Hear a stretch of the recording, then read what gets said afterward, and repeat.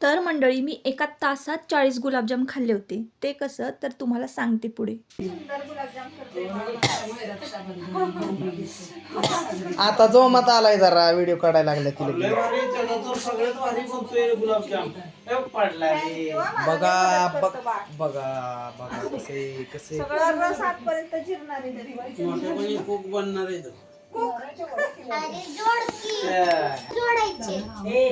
जोड काय रे बाबडू.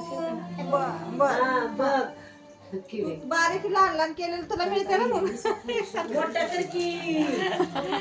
एक सारखे कर नाही तर जेवढे बारकी करशील ना तेवढे तुला मिळतील. आणि मोठे मोठे आमची बारकी तुझे.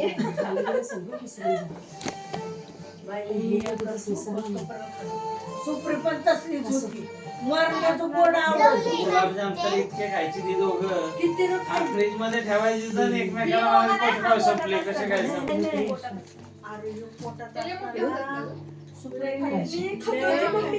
तर मंडळी ही दिवाळीच्या आसपासचीच व्हिडिओ क्लिप आहे. गॅलरीमध्ये होते म्हणून म्हटलं चला तुमच्याबरोबर शेअर करावी. तर इथं गुलाबजाम बनवायचं चाललेलं आहे आणि माझ्या सासूबाईंना आठवलं की मी एका तासात 40 गुलाबजाम खाल्ले होते. माझा मोठा मुलगा माझ्या पोटात असताना.